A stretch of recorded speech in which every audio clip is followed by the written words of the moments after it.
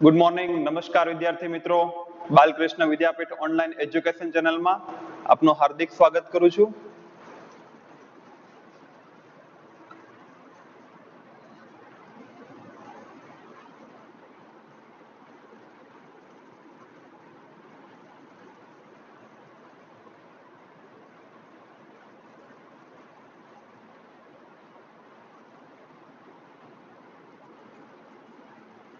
તો મિત્રો, આપણે જે છેલ્લે વાત કરી હતી રાસાયણિક સંયોગીકરણના નિયમો વિશેની, તો રાસાયણિક સંયોગીકરણના નિયમો તેમજ ડાલ્ટનની જે સંકલ્પનાઓ અભિધારણાઓ હતી તેના વિશે ચર્ચા કર્યા બાદ આજનો ટોપિક છે આપણો પરમાણ્વીય દળ.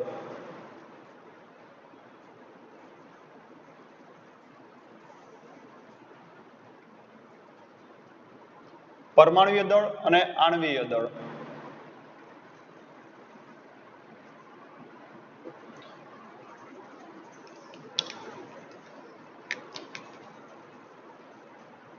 તો મિત્રો, પરમાણ્વીય દળ અને આણ્વીય દળ, હવે જે આપણે રાસાયણિક સંયોગીકરણની સંકલ્પના જોઈ, બરોબર, તો ત્યારબાદ પરમાણુ છે ને, કોઈ પણ પરમાણુ છે એને દળ હોવું જોઈએ, અને પરમાણુ જે ભેગા થઈ અને અણુ બને તે અણુને પણ કોઈ ચોક્કસ પ્રકારનું દળ હોવું જોઈએ.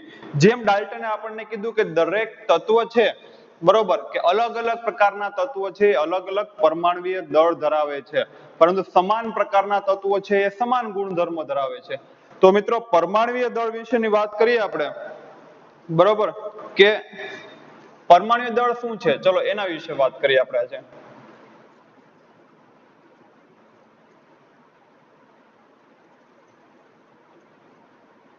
તો કે પરમાણ્વીય દળ, એટોમિક માસ.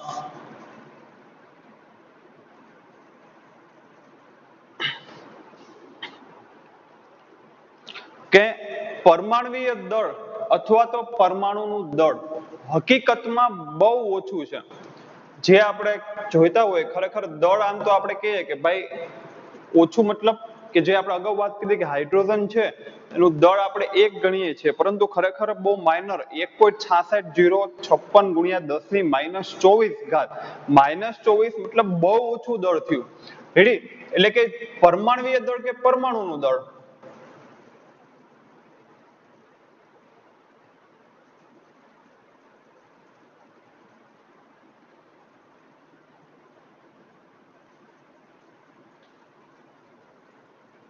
બહુ ઓછું હોય.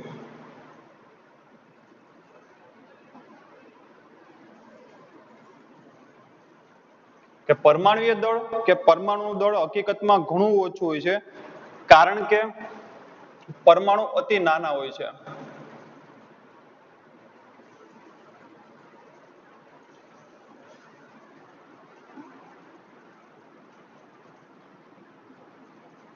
તો મિત્રો, આપ સૌ જાણીએ છીએ કે ભાઈ ડાલ્ટને જે વાત કરી આપણને કે પરમાણુ છે ને એ દ્રવ્યનો અંતિમ અવિભાજ્ય કણ છે. દ્રવ્યનો અંતિમ અવિભાજ્ય કણ મતલબ કે દ્રવ્યનું તમે હાવ વિભાજન કરતા જાઓ અને છેલ્લામાં છેલ્લો કણ કે છેલ્લો પરમાણુ વધે ને મિત્રો, એ પરમાણુ છે. પરમાણુ કે કોઈ પણ પરમાણ્વીય દળ છે, પરમાણુનું દળ હોય ખરેખર ઘણું ઓછું હોય છે. કેમ ભાઈ? તો કે પરમાણુ છે ને ભાઈ અતિ નાના હોય છે, બરોબર. અને હાલમાં આપણે પરમાણુનું દળ નક્કી કરવા માટે અમુક આધુનિક પદ્ધતિ છે, જેમ કે માસ સ્પેક્ટ્રોમિતિ, એટલે કે માસ સ્પેક્ટ્રોસ્કોપી પણ કહેવામાં આવે છે. આપણે દળ કેવી રીતે નક્કી કરી શકીએ? તો કે પરમાણુનું દળ નક્કી કરવા માટે કે પરમાણુનું દળ હાલના સમયમાં નક્કી કરવા માટેની ઘણી પદ્ધતિ છે.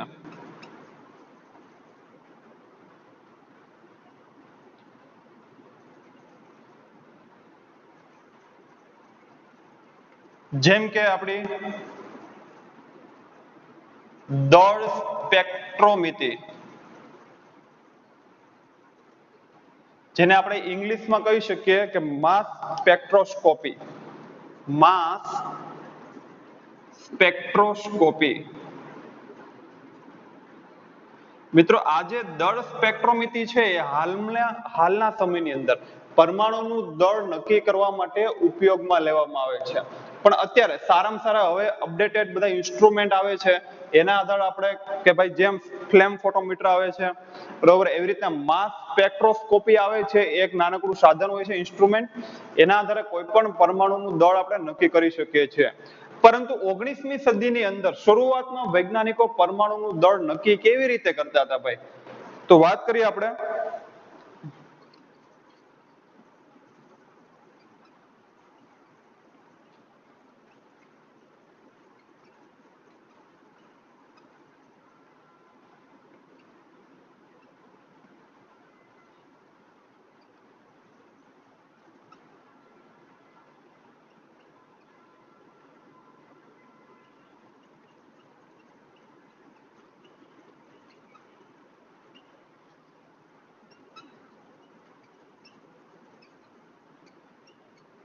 કે 19મી સદીની અંદર વૈજ્ઞાનિકો છે ને કોઈ પણ પરમાણુનું દળ નક્કી કરવા માટે કોઈ એક પરમાણુને સાપેક્ષ રાખતા, એની સાપેક્ષે બીજા પરમાણુનું દળ નક્કી કરતા હતા બરોબર. કારણ કે એની પાસે તો કોઈ ઇન્સ્ટ્રુમેન્ટ તો હતા નહીં, તો શું કરે, તો એને એક હાઇડ્રોજનને એક એકમ, તો કે એને રેફરન્સ તરીકે હાઇડ્રોજનને, તો કે વૈજ્ઞાનિકોએ હાઇડ્રોજનને, તો કે હાઇડ્રોજનનું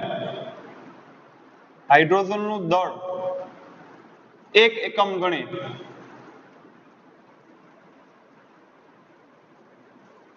તેના આધારે અથવા તો તેના સાપેક્ષે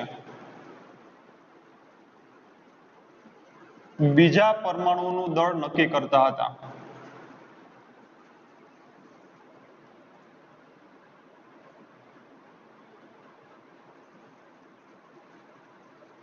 પરંતુ નોંધનીય બાબત એ છે કે હાઇડ્રોજનનું દળ એક ગણેલું,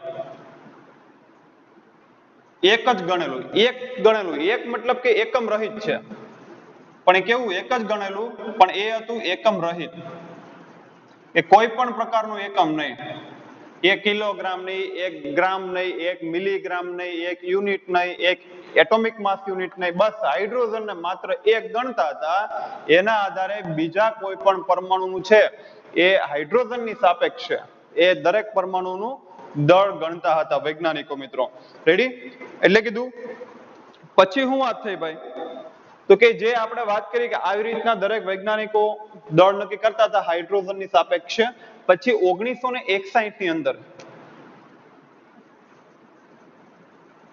1961 માં આંતરરાષ્ટ્રીય બેઠકની અંદર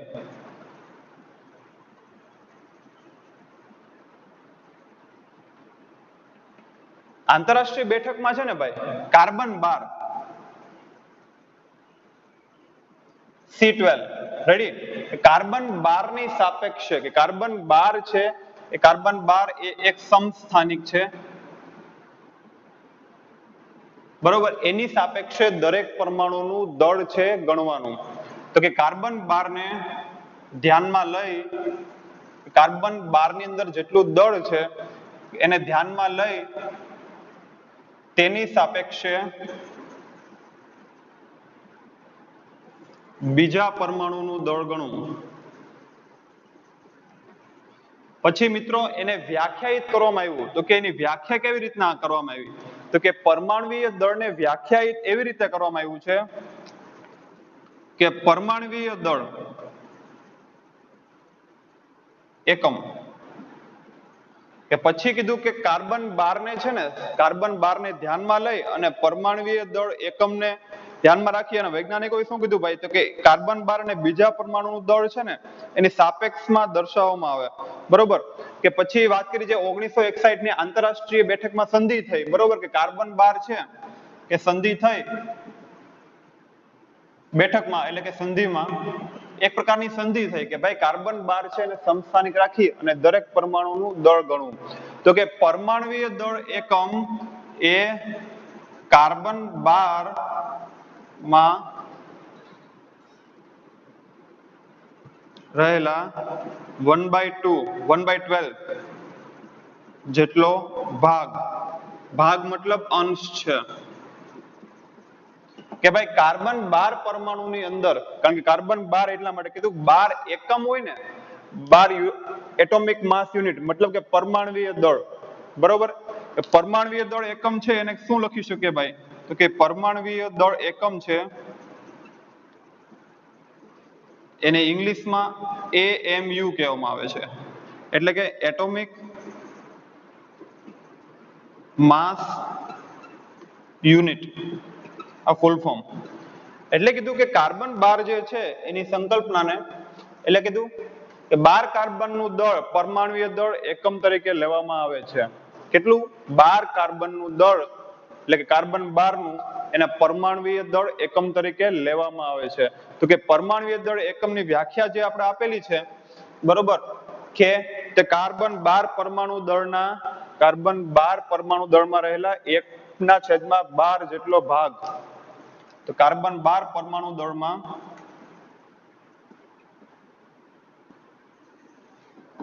રહેલા 1/12 જેટલો ભાગ અથવા તો અંશ છે, 1/12.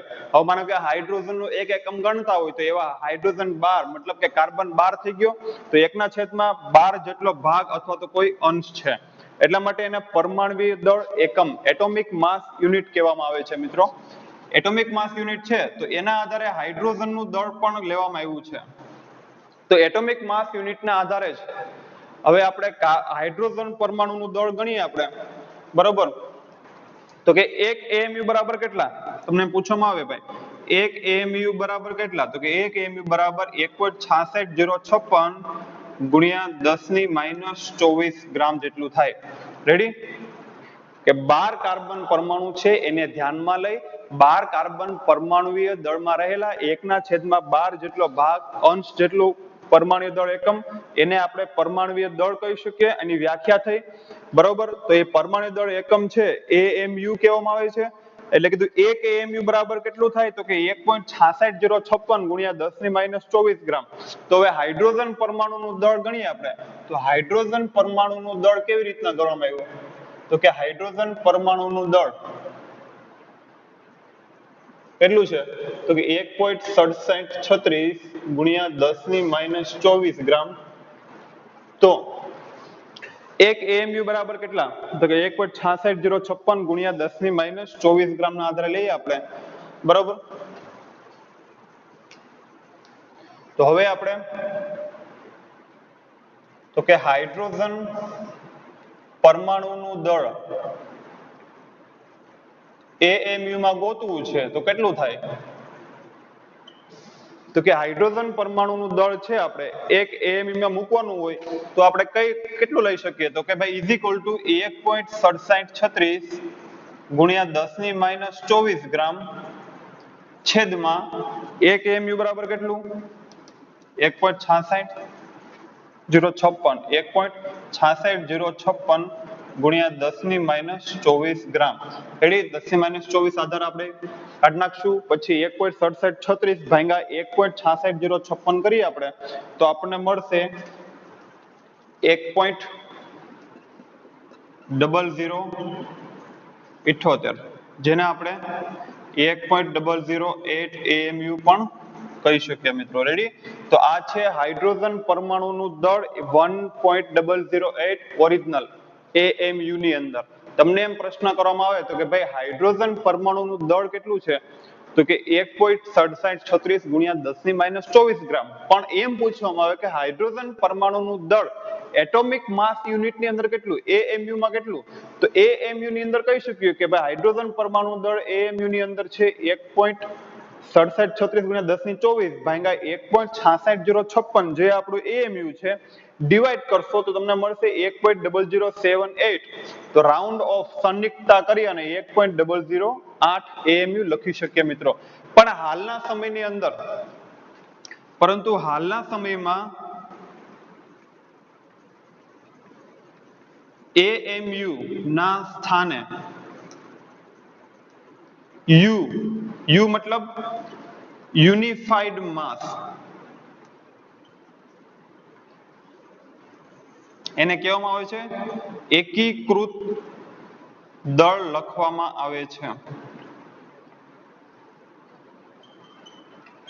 હવે જુઓ મિત્રો કે AMU ની જગ્યાએ છે ને અત્યારે હાલના સમયની અંદર વૈજ્ઞાનિકો AMU ના સ્થાને યુનિફાઈડ માસ મતલબ કે U લખવામાં આવે છે AMU ના સ્થાને, એટલે એને કહેવામાં આવે છે એકીકૃત દળ લખવામાં આવે છે, એકીકૃત દળ, યુનિફાઈડ, એકલો, યુનિફાઈડ માસ, બરોબર. હવે મિત્રો પ્રશ્ન આપણને એ છે કે ભાઈ આ કોઈ સ્વાભાવિક છે, ચલો યુનિફાઈડ માસ તો લખી નાખ્યું આપણે, એકીકૃત દળ, આ એક MCQ માં પણ પૂછી શકાય છે. હવે આપણે આમે લખી શકીએ હાઇડ્રોજન માટે 1.008 યુનિટ પણ લખી શકીએ. આવી જ રીતે મિત્રો ઓક્સિજન છે, ઓક્સિજનનું પરમાણુ દળ જે આપણે 16 લઈએ છીએ, ઓક્સિજનનું 16 દળ લઈએ છીએ આપણે, એ 16 ની જગ્યાએ એ 16 કેવી રીતના આવ્યું કે જે આપણે ઓક્સિજનનું 16 યુનિટ લખીએ છીએ આપણે, યુનિટ, યુ મતલબ યુનિટ પણ લખી શકાય, યુનિફાઈડ માસ, બરાબર.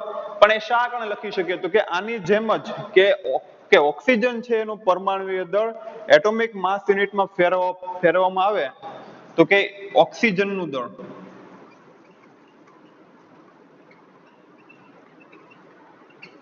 AMU માં કેટલું, તો કે આપ સૌ કોઈ જાણો છો કે 15.099 જેટલું યુનિફાઈડ માસ છે એનું, બરોબર, કે 15.995 AMU જેટલું છે.